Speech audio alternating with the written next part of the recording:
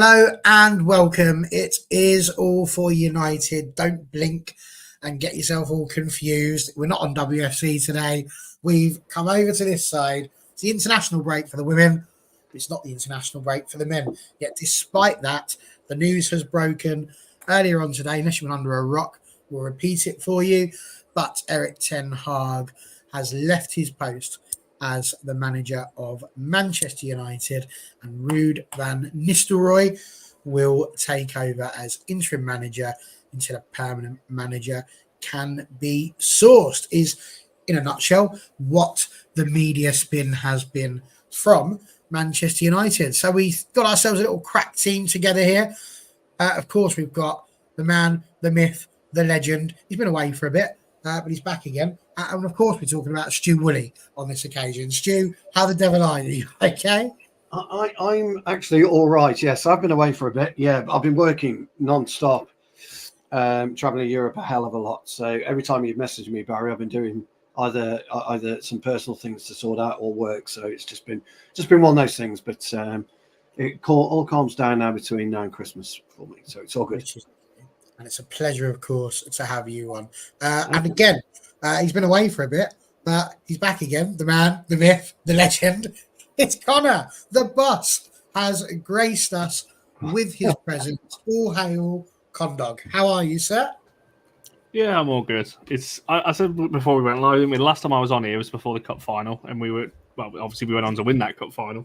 And however many months later, what was it, 4 months, 5 months later, we're now managerless again, or permanent managerless, as we'll get into. So, yeah, it's interesting. I'll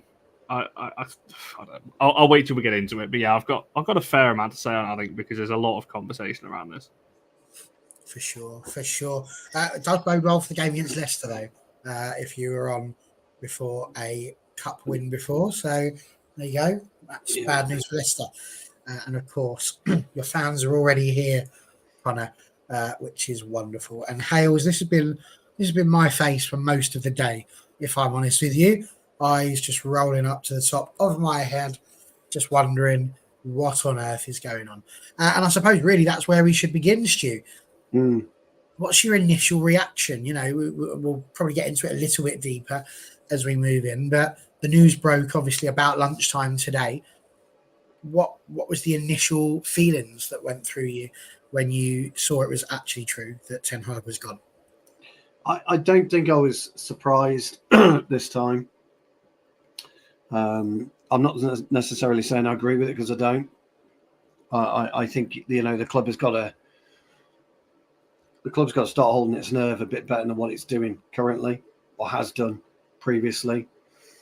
We're in a system with whoever's in charge at the club where, for whatever reason, and I can't quite put my finger on it, we seem to leave our managers lifeless in many ways. We seem to make them deteriorate in their footballing knowledge, in their spirits, and the club is just grinding managers down to pepper at this point in time. And Ten Hag, Mourinho, Solskjaer maybe not so, because he'd only really managed at Mould, but Van Gaal, you're talking serious managers here that have been left motionless, really, and Mourinho's never recovered from his ordeal at Manchester United, and neither has Van Gaal. And I worry that Ten Hag, as a really young manager, will be able to recover from the experience that he's had. And people can have their opinion, and rightly so, and so they should. And I've seen it and I've heard it, and we've all seen it on Twitter. Great, he's gone, brilliant. Let's get X, Y, Z, this person over the line, etc. And I'm just left wondering, and with an inability, from my own personal point of view, to kind of grasp the fans' thoughts about it. And that's what's bothering me the most, because Manchester United fans are, by and large, very knowledgeable about the game in general, not just about the club, but about the game in general. And anyone with any knowledge about the game in general knows that it isn't just the manager. It is a culmination of different things that attach themselves to a winning formation or a winning system or a winning machine. And as good or as bad as a manager is, the players are getting away with it again, scot-free. They just I think I said, what's Rashford? I mean, somebody will have to tell me, but I think Rashford's on his 5th manager or something. That includes interims. Bruno's got to be on his 3rd or 4th, including interims. This is completely unacceptable for these players to be going into training today. And because, by the way, he would have been sacked last night. It wouldn't have been done this morning, as it's been reported. It would have been done last night, or the players would have been informed last night. And I've got to be honest with you. If I'm Ruud van Nistelrooy today, I'm walking into the dressing room, and to be honest, I'm doing a very sarcastic clap, first and foremost. And I'm going to go around and I'll shake every player's hand, secondly, sarcastically. And I'd make a point about your responsibility, what you've done to this club, how you've allowed this to happen. Is you've done that on a personal level as well. You've not just, it's you. You're the one that making these disastrous choices on the field. You're the one that can't pass 20 yards, consecutively. You're the one that's missing an open goal. You're the one that isn't passing at the right time when you should be, and whatever happens, and I talk about this a lot, and Connor will know this, whatever happens during the week in training, it just completely flummoxes the players to an extent that they can't adapt during a game. And you should be, as an elite level footballer, able to adapt. Liverpool do it. City do it. West Ham can do it. West Ham did it yesterday. They made a change. They adapted to this change. We can't seem to do it. And I don't know what it is. We are weak mentally, these players. They're very weak mentally. Because nothing's changed. Nothing's changed in Bruno's psyche. Nothing's changed in Rashford's psyche. Garnacho for the last 3 years hasn't really developed. And that's up to him, by the way, to develop. I could go on for forever about the issues. And I just don't see. And I know you'll ask the question later, Barry, so I'm not going to bring it up now. But whoever is the favourite to come in, what the hell is he going to do differently to what an expert manager, and people can say what they're like Jose Mourinho couldn't do, an expert manager like Louis van Gaal couldn't do. These are top draw managers, and I just don't see where we go from here. And I'm massively struggling with it, to be honest, Barry. I'm not happy by any chance at all. I think it's to be fair, I'm exactly where you are. Like, my tweet was quite literally just where I retweeted the scene from Groundhog Day, where Bill Murray stood there going, "Hello, it's Groundhog Day again," and we've just got that feel of it. It may be different players, but it's where we are. Listen, somebody has popped in. I wasn't sure if they were going to be able to make it or not, because they do have their own show later on tonight at 9 o'clock, which you should definitely go and watch if you are available. But who could it be, everyone? Drum roll, please. It's Jarvis. He is here. Jarvis, we've finally got you on with Stu. How are we doing? Oh, God. Get him off. Get him off. He's fluffed his lines. He's fluffed his lines already. Get yourself off mute. Get him off. Get him gone. Embarrassing. You muted yourself, Jarvis. What's happened here? Oh, it's embarrassing. Oh, dear. I can't unmute you because it says you chose to mute yourself. It's I'm muted. Sorry. It's embarrassing. It's embarrassing. I'm a noob. Do you know, lads, I have to put up with this every Monday night. After all that I come on to AFU and I get professionalism, and on a Monday night, Jarvis Con, I have to deal with that all the time. Shocking. Never mind. We can try again. Jarvis, how the devil are you? I'm good. How are you, Barry? I've had better days. Not just about Ten Hag. Fun fact, I locked myself out of my house at 5:45 today. And quite how I managed to get myself back in has involved me travelling all around my hometown. It's been quite entertaining. So the fact that I'm here at all has is quite lucky, really, or unlucky, depending on your view. Jarvis, we'll get yours in just a second. But Connor, you said you had a few things on your mind, but what was your initial thoughts? I know that by and large you agree with the decision, but initially, how did you feel? I mean, I'm not surprised. This has been coming for ages. I'm more annoyed they didn't just do it during the international break, to be honest, because it was obvious the way this season was going to go. And after the international break, if is it any surprise we lost to West Ham? I was just sat there going, "This has been coming as well." I'm not. This is just where we are as a team at the moment, So if they were going to stick with him after the international break, I was like, well, you've got to give him to at least till Christmas now then. Don't do it, a couple of games later. And I said, and I knew this was, that's why I tweeted it earlier. I knew this was going to happen. It's exactly what happened with Ollie. They didn't do it during the international window. They waited a couple of games and then they did it after that. So that's my only frustration. I mean, people know my thoughts. I wouldn't have renewed him in the summer anyway. Now, obviously, there's a lot of talk about why that was, whether Ineos couldn't get the person they wanted. And Ten Hag has actually spoken about this to Dutch media, that he was aware that the club was speaking to other people anyway. So he knew that he wasn't really the number one, that the club wanted somebody else and they couldn't. So they stuck with him. So I don't know. I'm kind of just... People are saying it's different this time. It's not the same cycle as before. But I mean, it is, because as Stu said there's a lot of these players are still the same. I know he's brought in a lot of his players, and I know we're going to talk about a new manager soon, but that's a problem, I think, for a new manager. This is basically a different Ajax team that a new manager is now going to inherit. So it's another rebuild, another billion that's probably going to need to be spent for another manager to rebuild the team. So that's another problem that we've got coming down the road. So, I mean, I just wouldn't have renewed him in the summer. Why back him, which I think he was backed in the summer pretty well. He brought in some decent players. And I think this probably is one of the earliest we've ever sacked a manager into a season. What's the point? You may as well have given him at least till Christmas, because now we're going through an interim process again. We might get a new one pretty soon, but this season again is probably another write-off. We might win the Europa League, but I mean, are we going to push into the? We might get top four. I don't know if there's a miraculous turnaround. I don't know, but yeah. So I don't really have too much in terms of him. I thought he was decent enough. I think his win percentage shows that, but I think the last year or so, the fact that we've only won 13 league games in a whole year now, poor. There's been some big results. I think the 7-0 Liverpool, some really, really bad results in his tenure, as well as some good as well. So I'm not annoyed that he's gone as such. I'm just more annoyed that the time, and this could have been done a lot, either do it over the summer because it's clear Ineos didn't particularly want him, or do it during the international break. So you've got 2 weeks or 10 days or whatever to start planning properly. Rather than now, we've got a game, 2 days' time, and we're on the manager hunt again. So that's my big frustration with it.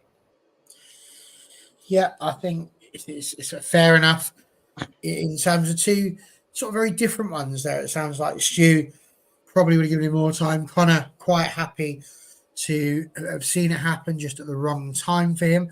Jarvis, when the news came out at lunchtime today, what were you doing? Were you doing cartwheels? Were you crying into your beer? Were you just screaming into the pillow? What on earth happened at lunchtime for you? Is that the only options? I don't know. I don't know what you were doing, Jarvis. You might be combing your hair. It's not something I usually add into my options. No. Well, I got to be honest. I was at work, so I got a text from a friend, and he told me Ten Hag is gone. So yeah. To be honest, I felt a little bit sad the first time I read it, because I didn't expect us to give Ten Hag the sack right away. I thought he will get up until Christmas, because we didn't do it, as Connor said, in the international break. I think also it's a bit of a knee-jerk reaction after yesterday's game, because I think we played quite well against West Ham. I think we had bad luck. We should have won that game easily, 3-4 goals up, if we had been effective in front of goal. And we saw against Brentford, we played good football. A little bit step back against the Europa League game against Fenerbahce. And but I think we were going in the right direction from a tactical point of view, from a structural point of view. But the goals were missing. And we also have bad luck with the referee decisions, penalties, red cards, you name it. So in a way, I felt it was a bit of a knee-jerk decision because I thought we had footballing people in charge, and I would say that you based this last couple of games on emotions and not footballing knowledge, as I see it. But then again, Ten Hag had it coming. It's been a bad beginning of the season. We have played, I would say, 10 games now, and we haven't performed in many of those. So at the end of the day, it's on Ten Hag, and the results wasn't good enough. So he had it coming. But I'm more interested looking forward now. We have a lot of we hear a lot of rumors. Latest was Ruben Amorim coming in from Sporting. He have a verbal agreement I read from Ben Jacobs. So it will be exciting. But I heard Stu when I just came in. He talked about the football and the new managers, what they can bring and how they can make it better. I just want to because I right away went into Ruben Amorim and read up about his tactics and how he likes to set up, how he likes to play. I see it. He plays in a 3-4-2-1, or as you want to call it, a 5-3-2 or a 3-5-2 formation, as we called it in the old days. But the interesting thing is not the formations, because that's just what you're doing in possession, out of possession, but the way you play. And it's about overlapping, underlapping, fullbacks, rotating triangles, overloading on one side, and switching play to the other side. He likes to drop down he plays like in a 3-4-2-1, so he drops down with the 3 and the 4 really deep, makes a big gap and play over the gap to the front men. Sometimes he likes to play the ball long from the goalkeeper, and a lot of off the ball movement, dummy runs. So in a way, it reminds me of Ten Hag and what he wants to achieve. And I see a lot of fans like celebrating on Twitter and inshallah and celebrating, and we are really happy because they think this is the time. Now we finally can get our man in, and Ruben Amorim is our savior. But they don't know football, in my opinion, because you don't understand what's going on. How are you going to get Bruno Fernandes to work in a 3-5-2 formation? Where is our wing backs? Are we going to play with Luke Shaw and Dallo as our wing backs? Who is our Victor Gyökeres striker? Is that Højlund? Do we have a center backs who can defend in the wide areas? Because when you play with the back three, you have to be able to defend in the wide areas because the fullbacks are high up the pitch. We know how Maguire is. We know how Johnny Evans is. We know how Martinez struggle when he have to defend in the wide areas. This will take time, and none of us or the fan base are not willing to give Ruben Amorim time to get his ideas through in this team. So I don't see it happening. I'm not very optimistic going forward and for the future of the club, because I think we are giving up on the process and patience, because I think that's the only way out of this. I tend to agree. I mean, anybody who watches this channel even remotely regularly will know that I feel we are in the situation we're in at the moment because of the fact that we sacked David Moyes in that very first season after just 7 months, effectively chasing the glory immediately in the top 4 rather than giving him time, giving him a second season. I'm not saying it would have been perfect. He might have been absolutely crap, but at least it would have been given a fair shake. And I don't think he had that. As a result, we've just done this time and time again whenever we think it's not quite right. And Stu, I said that I've been sort of staring at the ceiling and just wondering what's going on with the world. Erik Ten Hag has the second highest win percentage in all competitions of any manager since Sir Alex. It's not hard to beat Ralph Rangnick, so I reckon I could beat that by picking just 5 of the players. But David Moyes was 52.4. So that's the level that we're saying you've got to be worse than, really, to be sacked. Every other manager was better. Van Gaal was better. Solskjaer was 54%. Mourinho was 58.3. Ten Hag was even better than Solskjaer was before he went. And I'm not deliberately ignoring your stuff, but you did say he was going to be gone by Christmas, and you did turn out to be correct. A stopped clock is right twice a day, though, so let's not forget that as well. But Ten Hag, Stu, has got a really good win percentage. How do we justify making this decision now? Is it the right decision in terms of, well, you already said it's not, but like when you've got a win percentage that high, it's quite crazy to think that we've pulled the trigger at that point. It's not even worse than Solskjaer's was. Yeah, look, you know me, Baz. You know me a long time. Connor will know this as well. Me and stats don't marry. I don't care about stats. You're right to bring it up on this occasion because a manager is more about stats than a player. Jarvis will tell you as well on a Monday night, I'm not interested in stats. I don't care what his XG is. I don't care if he's ran 200 yards or 2 million yards in a match. It's what he does with the time period that he's got the ball, etc. That's what I care about. And this is why I'm really disillusioned with our fan base at the moment. There's all this hooray about it. And Connor was right, by the way, that if you're going to make a decision, you do it in the summer. You don't do it the first quarter of the season. It just doesn't make any sense whatsoever to me. It's just dumb.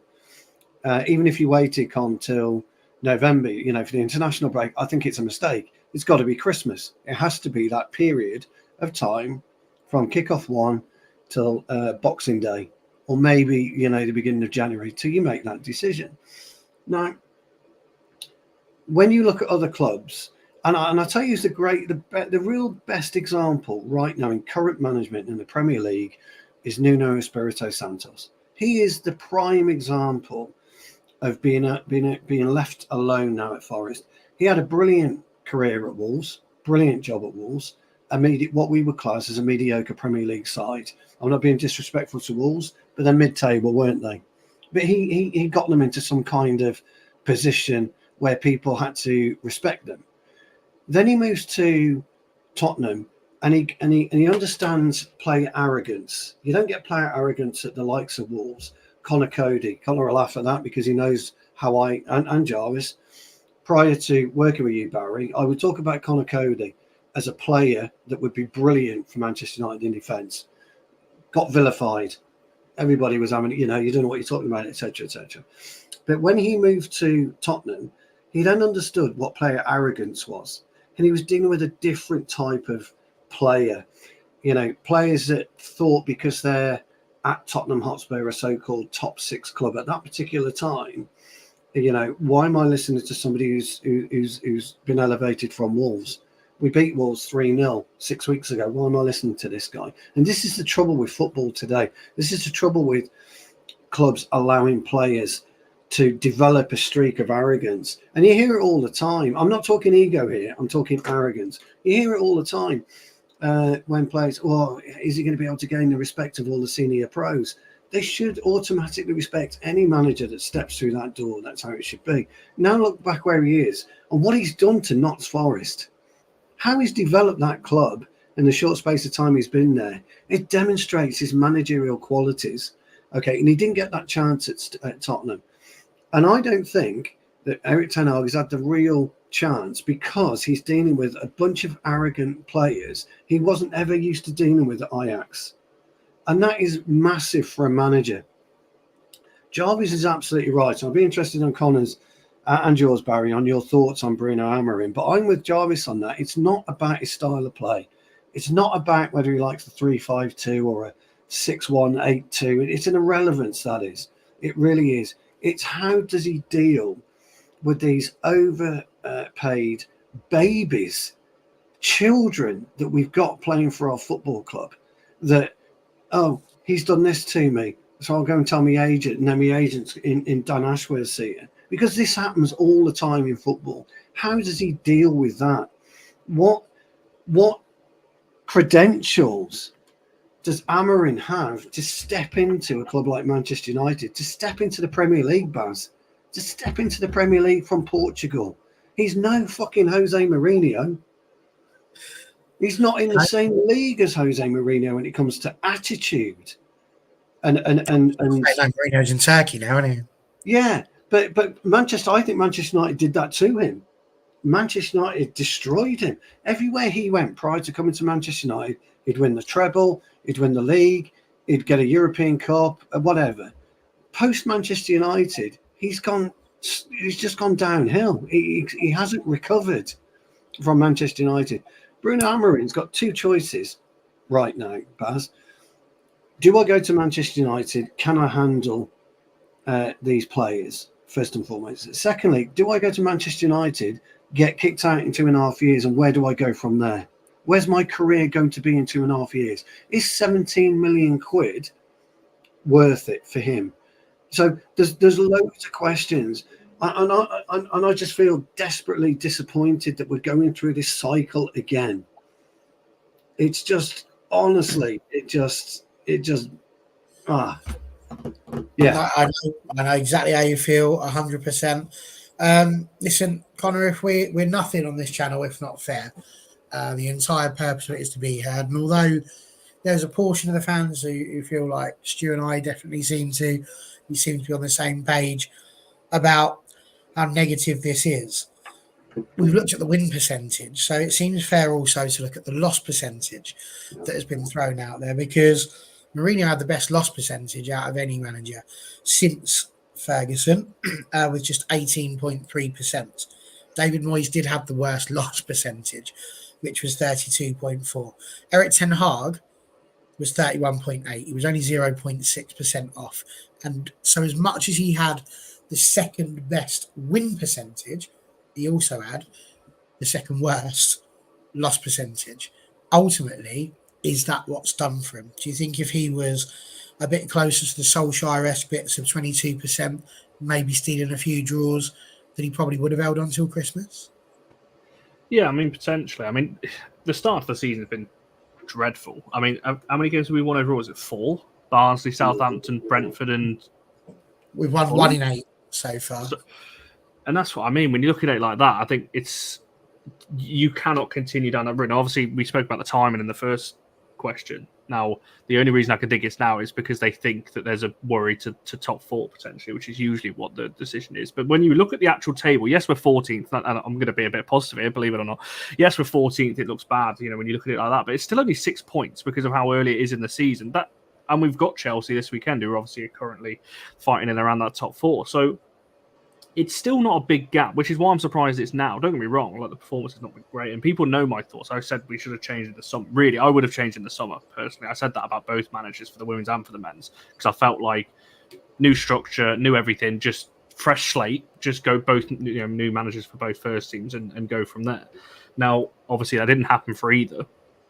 And I just feel like this is not a surprise to me. I saw enough of these kind of games last season in the league, watching that this was going to happen at some point. But I do agree with Stu in terms of the player responsibility, or lack of player responsibility in this, because it always happens towards the end of a manager's reign, it seems. And like I said, a lot of these players are new, which is fair, in terms of the goalkeeper, and you could argue, Højlund, Xerxes, and Agate, and all these kinds of players, they are newer into the team, but it doesn't seem to change. There's always this kind of thing. But I would argue again that I agree with what Jarvis said. Were we really that bad against West Ham that first half? No. You take our chances in that first half in particular. Dalot doesn't play like me and blast one over the bar from 6 yards, and you go into half time. And I truly believe we win yesterday, he doesn't get sacked today. So it's purely just on those little moments, that penalty towards the end and that Dalot miss, that's got him the sack. So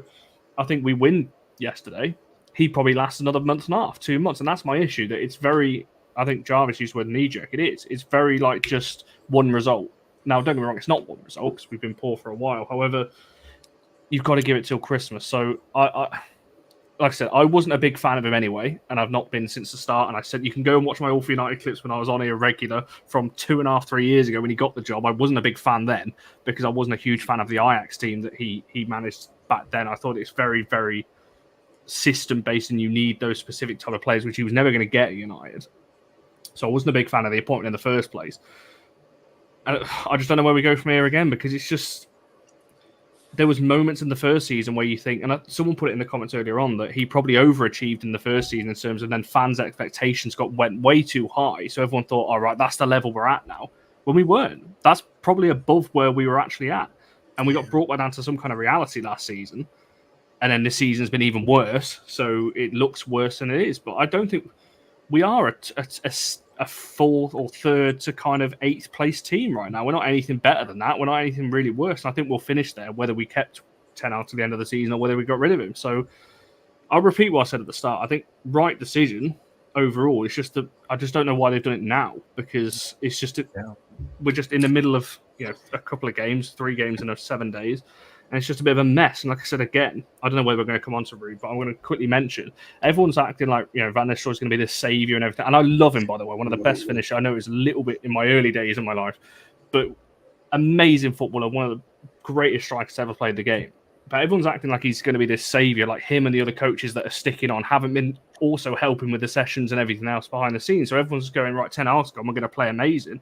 If we do, that's on the players, not on what Van Nistelrooy is doing, because it's the same coaches, it's the same people taking the sessions, it's the same everything. It's just one person has been removed from the coaching setup. And I don't believe that it can make all that much difference just removing one person, because he's not out there doing all the sessions every single day on his own. He's got all those coaches and Van Nistelrooy that are with him. So I think that's my issue. If we suddenly start playing really well, let's just say we go and beat Chelsea, batter Chelsea next weekend, I've got a big issue with those players then, because that will show how much they've dropped off just because of the manager. Interesting one. You're not wrong. I don't know, Twillenberg, to be honest. I thought smashing Barnsley was quite good. But it's not for everyone. Not for everyone. Jarvis, I'm going to throw it over to you with some slightly different bits. It's a little bit analytical, and I think you'll see why in just a moment. So when we look at Erik ten Hag so far this season, he's missed, or not he personally, but we have missed the most big chances out of any side in the Premier League. We have the second lowest conversion rate. So a lot of people talk to us about he didn't have a style. Even Gary Neville says it, Ten Hag didn't have a style. Now, I know this is probably going to make Stu's head combust, so you might have to go off screen just for a moment, because we're going to mention the word style of play. But I think he did have one. He had one when David De Gea was there. He wanted to play football from the back. And all I kept hearing people say, David De Gea can't do that. He's terrible on his feet. His distribution's diabolical. Got to get a new goalkeeper. So we did. He got in Andre Onana, somebody who was supposed to be better with his feet, who also spent half his time on the halfway line and hasn't been seen outside of his 6-yard box for some time now. But we got the new goalkeeper in. We started playing football from the back, and that has been his modus operandi since he came in. Play football from the back, through the thirds, create the chances. And we've been doing that, making a ridiculous number of chances. We just can't put them away. Somebody was asking me about it on Twitter. I said we could get in as our next manager Dumbledore, Gandalf, and Sabrina the Teenage Witch, and it still wouldn't make a difference as to us being able to put the ball in the back of the net, because we just seem to be beyond it at this moment. We've had the second most injuries this season, and did so over last season as well, which he was contending with. We haven't had a left back. I can't remember the last time we had an actual left back in left back. That's how bad that is. Yeah. And that is to a degree on him.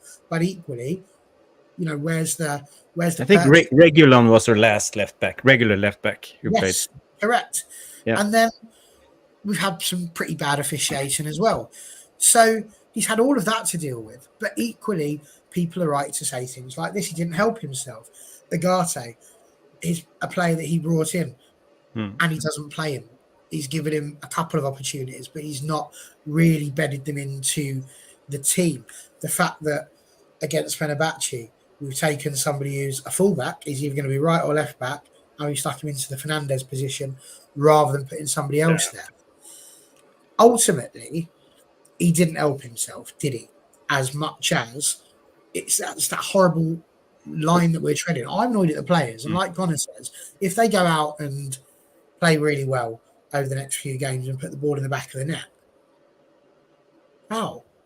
Because it's not like they've forgotten how to do it. So either they're good enough to take these chances or they're not. But the fact the chances were being made, I think, is what winds me up. Under Mourinho, it was just atrocious football to watch. You might get 2 or 3 chances in a game if you were lucky, There wasn't much going on. As soon as you get the lead, we just sit back, and it was turgid to watch. But ultimately, he was successful at getting trophies, which is another thing he's won, a couple of trophies. So I suppose there is a question in there somewhere. The main question kind of being, we've spoken about the win percentage, we've spoken about the loss percentage. Is it ultimately just the fact that whatever manager comes in now, as you've just mentioned yourself, it's just a case of having to start all over again? Brand new style, potentially, brand new players, more conversations about who's going to stay and who's going to go. And because we just keep resetting too early, we need to get this new manager and give them a set time, a proper amount of time. Wouldn't it have been better? Here's the question. Wouldn't it have been better for Ineos to have just turned around and said, he's going to be our manager until the end of the season, come hell or high water. But the players, we're watching you now. Do we need them to step up and do this at some point? To actually say, we're going to watch you now, the players, because we keep changing the managers and nothing's really changing. Connor said we're a 3-8 football team. Well, we've been that since Alex Ferguson left. That's the only position we've ever finished, apart from a couple of seconds with Mourinho and Solskjaer. So would they not be better to do that? They don't necessarily have to come out and do that, but isn't it worth one of them, if they're allowed to, walking into the dressing room and telling them all, now listen here, you lot, we're watching you now. Yeah. I think a lot of these players, they have been here, not as many as they used to be, but we have a couple of them who played under Ollie, Rashford, Bruno, Maguire, and they've been through this cycle before. And in a way, they know how. I don't say they use player power, but they know how it is. They know how it is. They will get new chances. It's on Ten Hag or on the manager all the time. So they don't have to be accountable for what's going on the football pitch, because the manager will take the blame. And then this is just how football is today. And I think that's one of the biggest problems. Roy Keane said something today about accountability and footballers. I don't remember quite the quote. Maybe you know, Barry, the Roy Keane quote he came out with today. But basically he said something about coaches, good coaches hold players accountable. But good teams, great teams hold players accountable. So it's to do with players holding the other players accountable. So in a way, and he said it himself, leopards don't change their spots, and I think we have a lot of players in this group with the culture of it. It's about money, it's about fame. The players today are not footballers; they are athletes. They are politicians. They are role models. They are on social media. They have so many roles. And they have a big entourage because of the money. It's not about making as much as 10 grand a week. It's 100, 150, 200, maybe 350 pounds a week.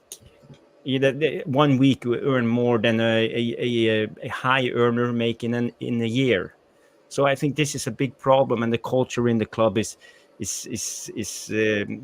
not good. I think Ten Hag tried to change this. He tried to take away a lot of the egos. He had to fight Ronaldo. He had to fight Sancho. He had to fight a lot of these players to get an attitude change. But we have seen from social media, a lot of the journalists, in a way, I think they like to stir the pot and they take the player's side because we want to paint Ten Hag or the manager as the bad guy. And this is also be part of the cultural problem. We as fans, we expect result. We want to win every game, and when we don't, we feel entitled to complain, bitch and moan about everything. And I don't totally agree with this. I think we need to be patient. I think we need to change the culture, and it starts with us. It starts with me. It starts with you guys. It starts with everybody who follows Man United. We can't keep doing it this way, because we stop ourselves in achieving our goals because we want it now and we can't wait. So this is a big problem. You mentioned a lot of things in your question, Barry. So I just want to mention a couple of things when it comes to Ruud van Nistelrooy. I believe the problem with Ruud now is if we want to have Amorim in, we don't want to give Ruud too many games, because then we will in a way ruin the new manager bounce. Ruud will get the manager bounce, and when Amorim comes in, the players have given their all and proved to everybody that they can win a couple of games and they're back to normal again. We saw it on the Ragnick. We had a couple of games with Carrick, and when Ragnick came in, they managed to squeeze out 45 minutes against Crystal Palace, and then they were done. The season was over, and we kept losing and losing. And this is what my biggest fear at the moment now is this group of players. I'm afraid that they are capable of caving in. Not because they just want to lose or they're not bothered, but I think the pressure can be too much, and in the end you get overwhelmed. You don't know what to do, how to change it, how to fix it, and you just give up. So I think the mentality, the backbone of this squad is not there, and who knows what will happen the next 6 months. It really is very interesting. You talk about the pressure, and again, you look at the number of supporters who said that we're putting too much on Garnacho, we're doing too much to Mainu, we're putting these players in there, and we're asking too much of them. We need to give them a bit more time. All of those sorts of things, and they're quite right.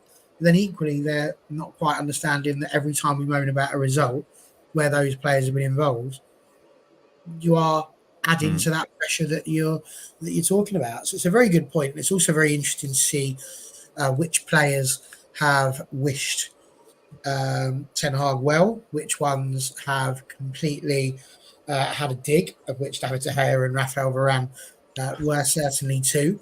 And also interesting to see which ones have remained entirely silent. Elite Baller saying, look at Brighton, they've changed manager 3 times, yet still do well because of the structure which we've just got ourselves. I mean, you say they do quite well, but I mean, like, they're not winning anything, are they? So I don't think comparing us to Brighton is really going to be the best thing that we do today. But everyone says players, which players, be specific. From my point of view of the players, it's the ones that aren't putting the ball in the net. It's not a negative necessarily towards the players to say that they need to take responsibility.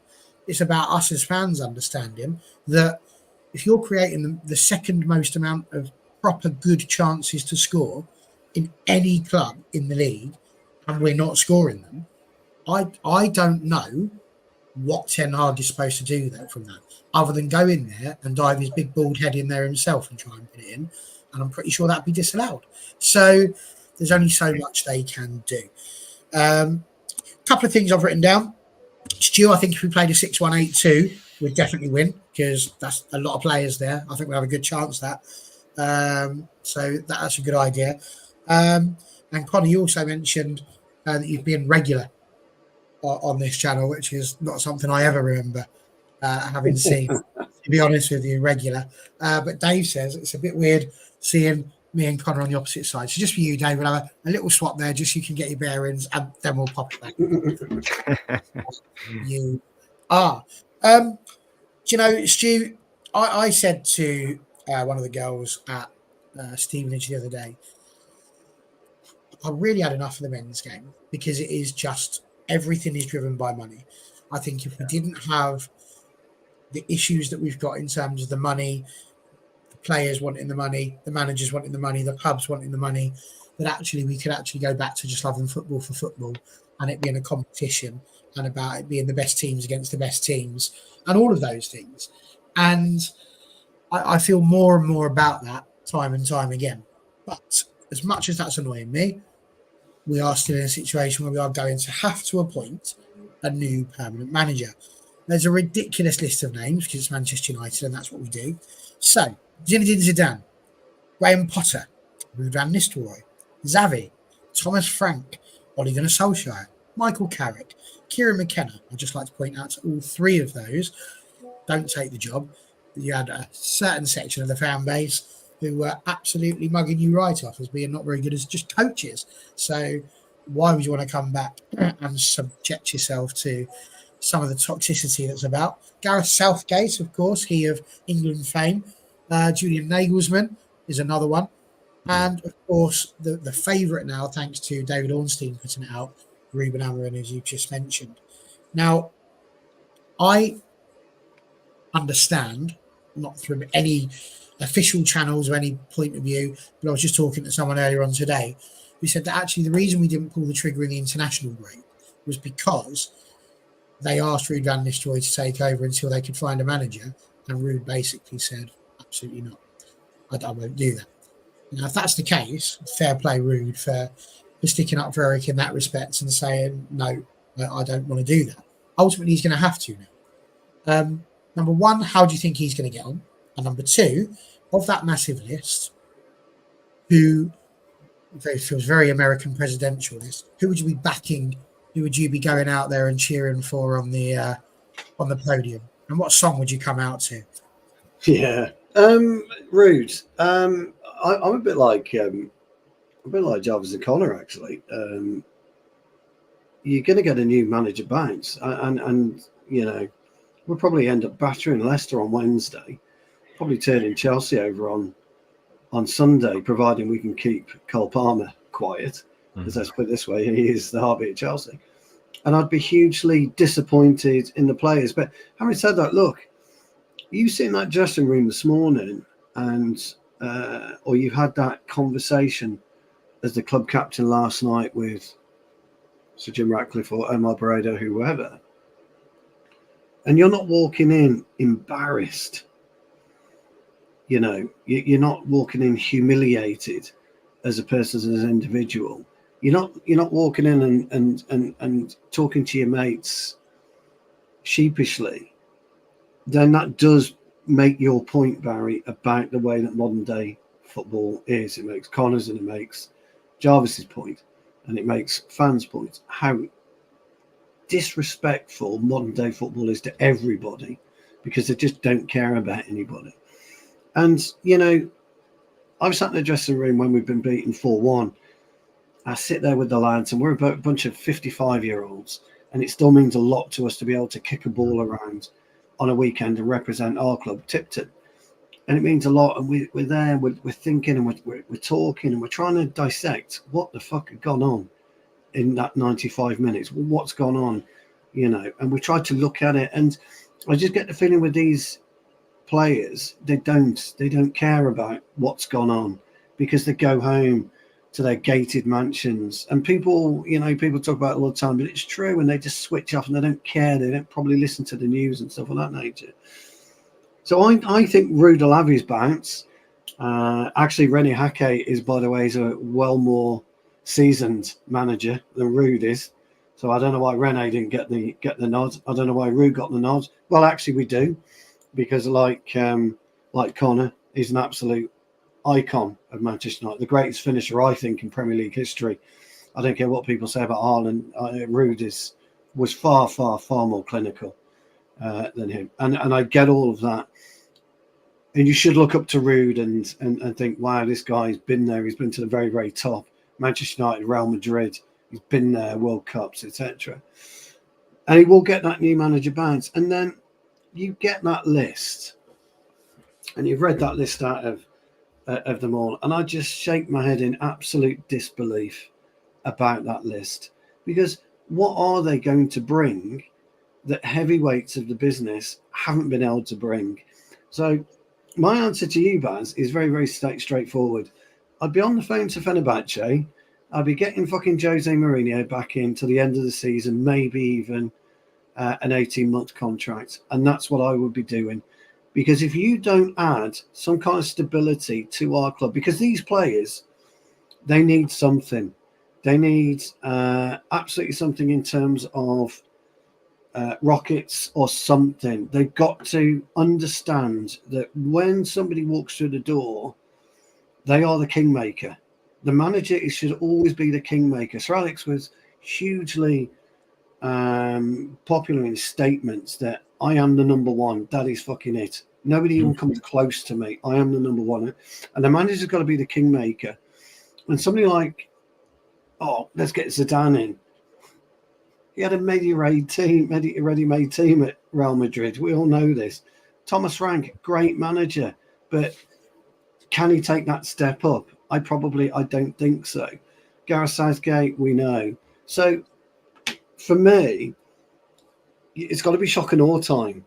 These players have got to experience shock and awe, and somebody's got to be able to go in, pin every single one of them up against the dressing room wall, pull out a gun, and frighten them. They need this type of shock and awe. You have got to be in that dressing room in awe of that person that comes through that door. You can't just. Metaphorically speaking, of course, Stu. Yeah, Metaphorically. sorry. Well, I'm just fed up with these idiots because you cannot just walk through the. Yeah, somebody like Diego Simeone. You've got to put the fear of God up these players. Bruno Amorim, unfortunately, is not going to do it. What is he going to do? As Jarvis said, what is he going to do that is going to change? What is he going to do that's going to make Bruno Fernandes think, whoa, hold on, this guy's a bit serious. He means, but I better toe the line. Garnacho has got to start toeing the line. You know, Mason Mount, get out, you're injured too much. Piss off. Luke Shaw, you're gone. You're injured too much. I don't care. Somebody's got to go in and do this. And whoever takes that as over it has got to be able to tell Brailsford, Barada, this is what I'm going to do. And you have got to back me. I'm going to go in there and I'm going to absolutely turn that club and that dressing room upside down. And I'm going to kick them out.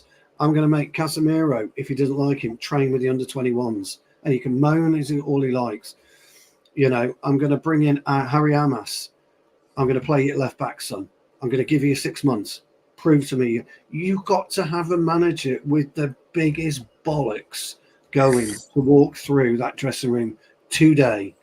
Because if you don't, and you don't make because Baz, I've been a player. I'm a player. I know because I've been there. I've seen it happen. I've seen players disrespect managers and they wilt. Managers will, he's not going to do what I say.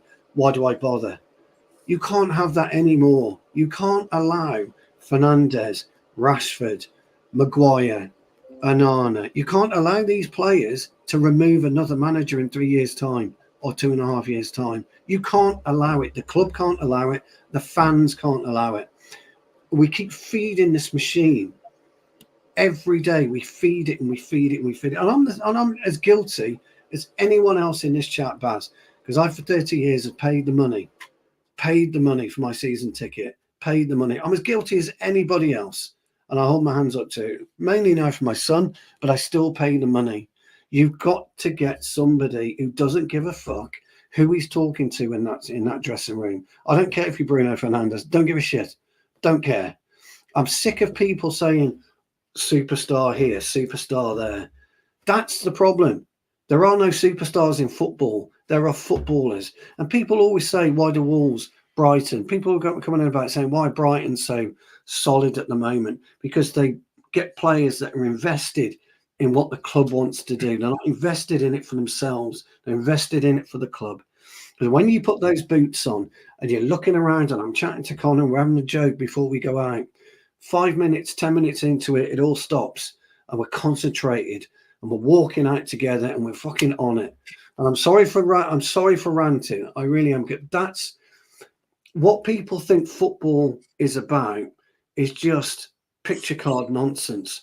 Football isn't like that. Football should be like that. And if I've had a bad game, I expect Connor to tell me I've had a bad game. Point out the reasons why, but tell me. And I want him on my back. I want Jarvis on my back. Baz, I want you as a coach to come in and say, fucking dog shit today. Absolute dog shit. Pull your finger out, mate, because if you don't come in with a different attitude Monday morning, you're not playing. That's what you need. Yeah, I'm sorry, but you've got to have it. I'm sorry for ranting, guys, but I truly am fed up with modern football. It's all right, Stu. You've got to get it out of your system. That's what we're here for. It's a bit of therapy, but an important question that you do need to answer because the fans want to know. With the mighty Tipton hire Erik ten Hag? Yes. The thing is, right, about the mighty Tipton Town, he's absolutely right. The mighty Tipton Town is, and I will be brief now. When we're in that dressing room and our gaffer speaks, there's silence. It's absolute silence, and we're all just listening to. We played the game, Baz, for 50 years, all of us, but there's silence. And we listen to what he's got to say, and we try and absorb. Silence because you're over 55 and you can't hear them. Well, 9 out of 10 times, yeah, I'm turning up my hearing aid, and there's a lot of oxygen being passed around as well at the time. You know, a lot of deep heat going on, but it's silence because we're listening to what he's got to say, and it's respect. I don't think our players have respected our last few managers. Going back to Jose Mourinho, you know, and people with Zidane, I know people will say, Jose Mourinho, you need somebody like his mentality. That's what I'm talking about. It's mentality, Baz, is what I'm talking about. And I don't think Amorim and the rest could offer that type of mentality. I could be wrong. Anyway. Stu, can I ask you a question? Yeah. You speak about respect. Do you think players today don't respect the manager because a lot of these footballers, they earn more money than the manager, first off. Second of all, they are superstars, more popular than a manager. Third of all, they know that the manager is hired by the club as the same as they are, so he's in a way not higher ranked than them. He's just working for the club same as they are. Do you think maybe a good footballing structure, as we had under Ferguson, would give the manager the power to be the boss? Because I feel a lot of the time at Man United, the manager is not the boss. He's not calling the shots.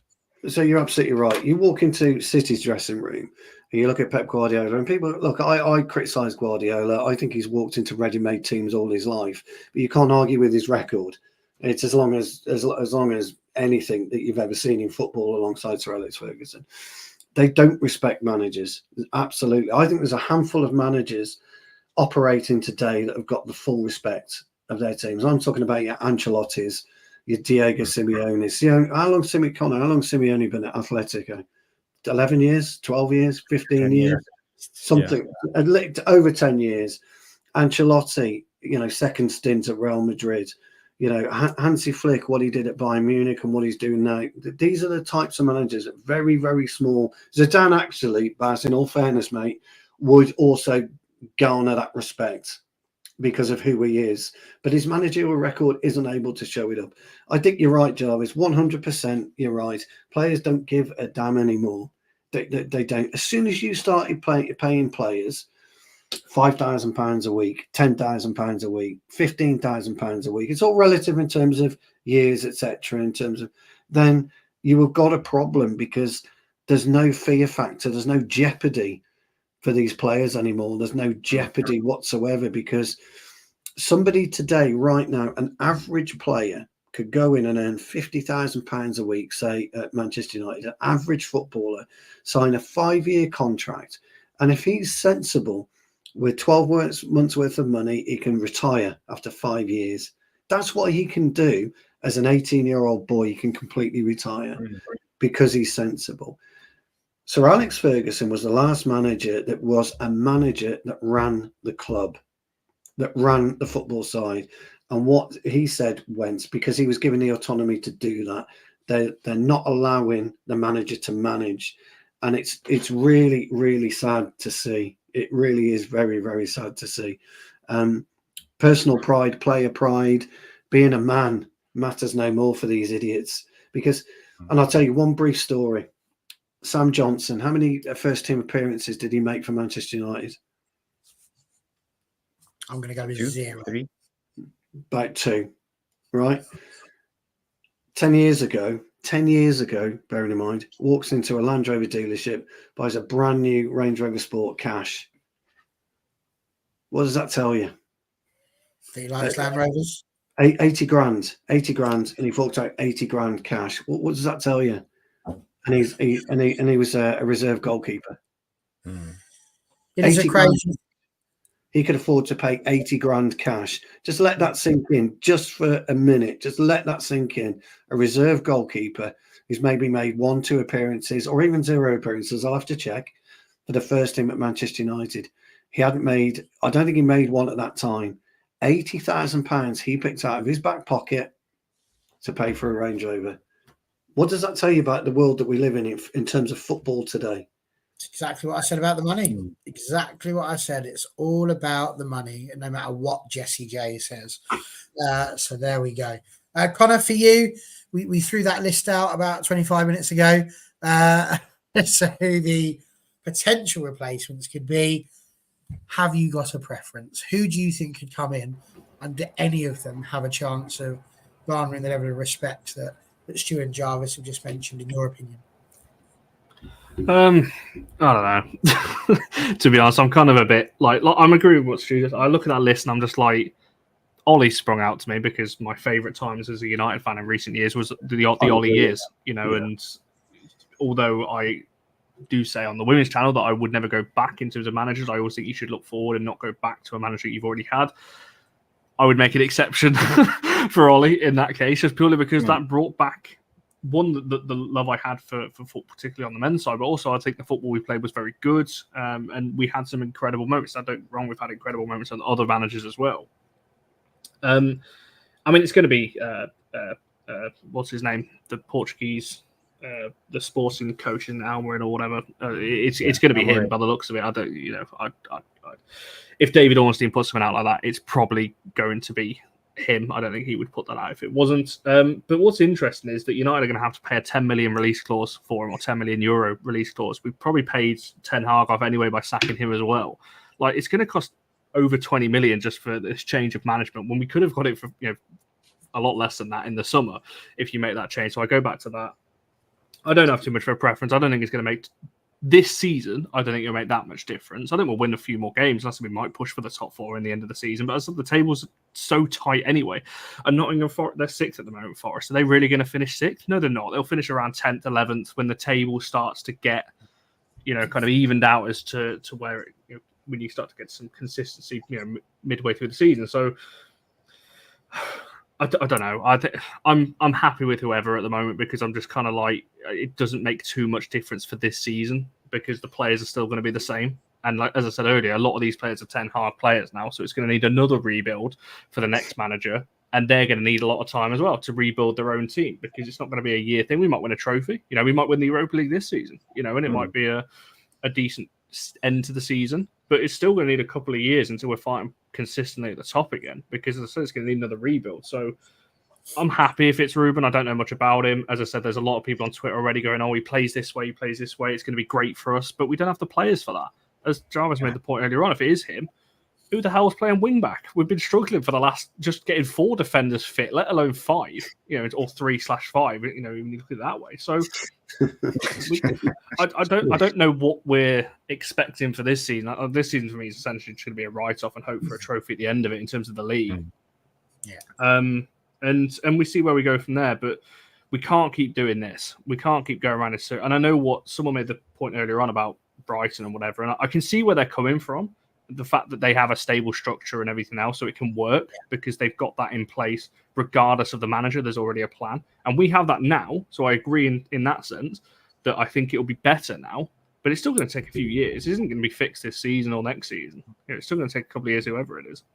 Would you give? Sorry, Baz. Just a quick question, Connor. Would you give Amorim, I don't know, a 6-year contract, 7-year contract?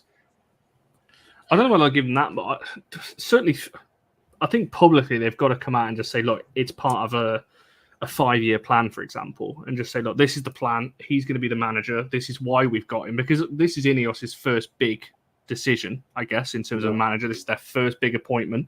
So I would be putting that out there, give him a 3-4 year contract and say, right, this is a 5-year plan. This is the aim. We want to be here in X amount of years. I know they've already kind of done that with the league title aims, but an actual plan in place as to what they want from the new manager, and recruitment's a big part of that, obviously, with various different rules with money these days, with FFP and the like of. It's not going to be solved straight away, but I would definitely plan for the long term. And like I say, he's a young coach, he's only 39, so that's going to be interesting in itself. He's going to need time if it is him.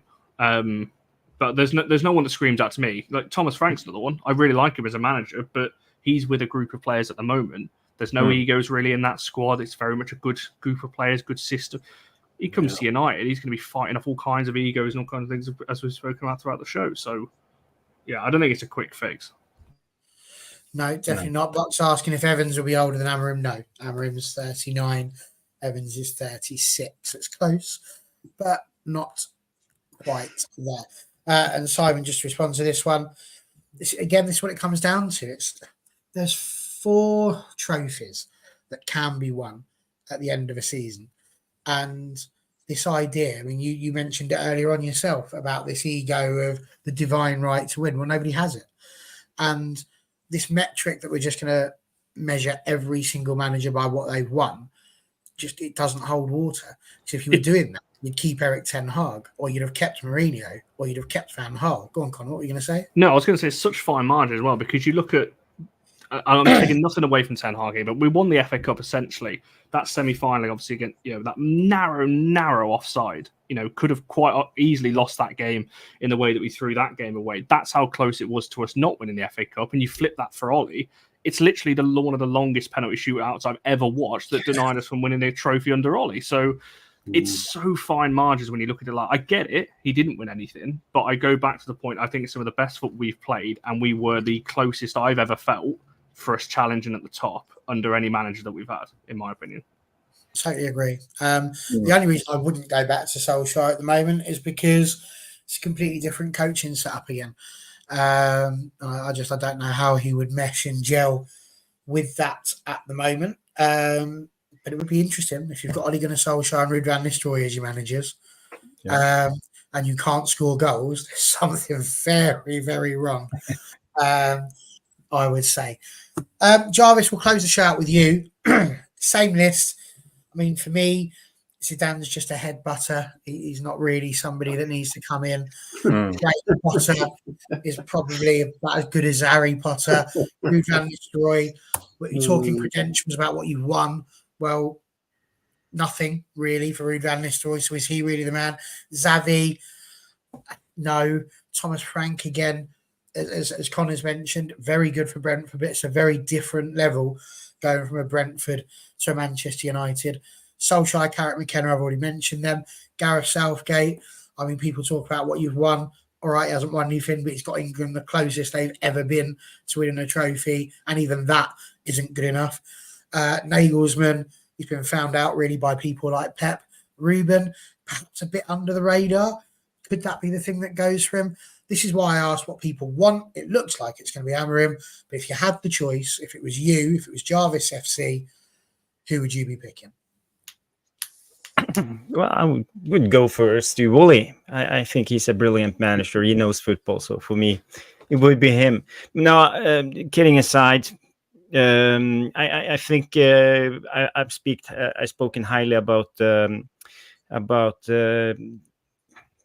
Bournemouth manager.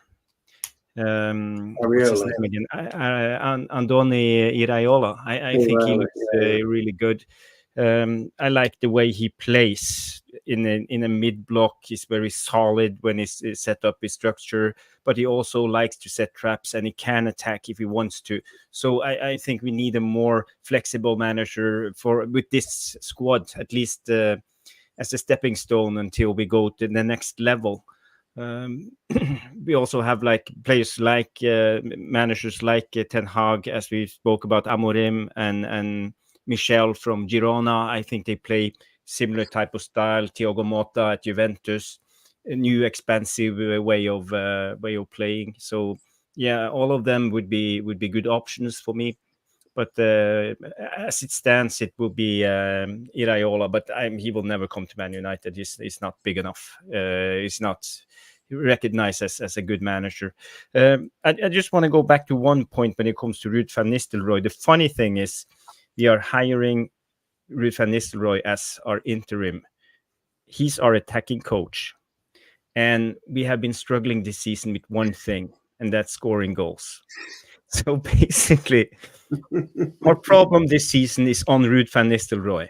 And we're sacking Ten Hag and gives the job to Ruud van Nistelrooy. Do any of you see the irony in this?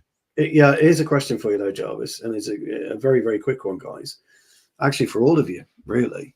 Amorim, just say Amorim comes in, because it's looking like it could be through the door in 48 hours from the way that it's moving tonight. And I know Connor's got some really good contacts now, so it'd be interesting to see what Connor tweets over the next 48 hours. Know your glasses.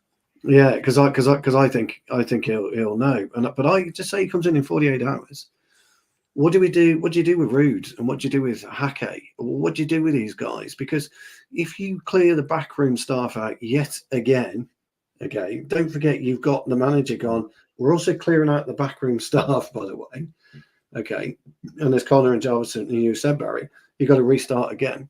Surely the club has said you can bring one or two, but Ruud and Hake and everyone else stays. You've got to work with those. Surely we're telling them this. I don't know.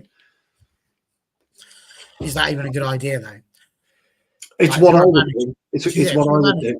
It's what I would do. You can't choose your backroom staff. Yeah, it's what I would do. Modern managers has backroom staff. We know this Serbi. When he left, he brought I think it was 11 guys with him. He took 11 guys with him. Yeah. And Brighton was left with three coaches left. Yeah, when he went to so modern day managers, they have a fitness coach, they have a set piece coach, they have offensive coach, defensive coach, you name it. They have so many coaches in I would make the point. I would make the point if I'm Brailsford or Barada or whatever. I would make the point is you have to work with Ruud. You've got to work with Hake. You've got to work with these guys. That's key. You can bring others, but you must work with them. We've got to have some kind of continuity somewhere, guys. You have to, in football. Yeah, but do you think they can do it? Sorry, Barry, but do you think really they can do this? Because we are out of options, and Amorim knows this. He has all the power in the negotiations. Yeah, he's probably got himself a tidy salary that is probably 6, 7, 8 million more than what he's on at Sporting at the moment. Okay, fair enough. That's great from him. But you're absolutely right. But this again, Jarvis, this is where the club's got to be fucking ballsy. We've got to be ballsy. We have to be ballsy, and it's Sir Jim Ratcliffe, right? Now, this is what winds me up about owners more than anything, right? They're all billionaires, self-made billionaires, unless you're a fucking state-owned thing, and you're paying these morons, 350 grand a week. You didn't get to where you are by being an idiot and paying people like that this type of money. So why in football is it acceptable, but in everyday business it isn't? Somebody's got to bring the hammer down, bring it down hard. Well, we all know what the answer to this question is, Stu. We're sacking the guy so that we can save ourselves £10 million over a few years. Maybe God returns through the door. Give it Fergie till the end of the season. Well, I'm amazed that hasn't come up, actually, bless him. I'm amazed that hasn't come up. But Connor made again the point. We spent 20 million quid, probably, give or take, because Ten Hag's going to be on 10 to 12 million, isn't he? Plus 10 million now. So what are we doing? What are we doing? It's a weird one, but there we go. It's not one we're going to solve tonight. We very well might have a brand new manager by the time All for United's back on your screens. It will be Thursday night. It's Halloween. So I went out and got the scariest hosts I could possibly get. And Andy and Daz are going to be running that show on Halloween. So if you want to lock the doors and keep all the creepy crawlies and ghoulies out, perhaps you could just let them come through your screen instead. And you can be excited by them. It's up to you if you want to do that. That's Thursday night. But round here, we're going to say goodnight. Jarvis and Stu, let you go because we know you've got another show at 9. If people still have more they want to say about Erik Ten Hag, where could they go, Jarvis, to see this delightful? Yeah, we do our Monday night special show, Jarvis's Corner, with me and Stu and a couple of other guests. Tonight we will have Johnny K coming on as a special guest, aren't we, Stu? Yeah, we've been joined by Johnny K. Would actually, joking aside, guys, we'd love to have both of you on at some point. We'd love you to join us because it's all about knowledge. Football's all about knowledge, and people we have on our show or Jarvis's show. I'm just a sidekick. They're all knowledgeable, so we'd love to have you on. Either of you, you're more than welcome. Well, you're more than welcome. Any Monday at 9 o'clock, you're free, and you want to come on, As much please. hard as you get hold of, you have to go for his agent and all sorts, but I haven't reached such levels yet. So, Well, you can come to me then, because like I say, I'm the slapstick side of it all. He's the main man. I'm just. We'll get Stu on because he's got nothing else to do. But, honestly, guys, we'd love to have you on because collaborations, I think, is what it's all about. We'd love to have you on our show, and you guys know football, and the VAR viewers on our show, they'd love you guys, really would. Lovely. Well, Yeah. Go on, Jarvis. I just want to say, Barry, to the audience, if you want to tune in, Jarvis's Corner, I will spend a little time going through Ruben Amorim's tactics. I have prepared some things for you if you want to see it, and have good discussions with Stu, and Poppy will come, and Johnny K, and talk about the latest. Because for me, I'm not about this Ten Hag. We've never been about this Ten Hag in, Ten Hag out debate, or trying to be tabloid when we speak. We speak like you do on this channel, Barry, about football tactics. For me, I see myself as a footballing tactical analyst, and Stu has the knowledge from his life as a footballer, and speaks facts. He speaks about his own experiences, and we're not trying to make it all about names and speculate about Ten Hag, what will happen. This, for me, that's boring. I want to talk about football. So that's the main issue, and talk about ideas.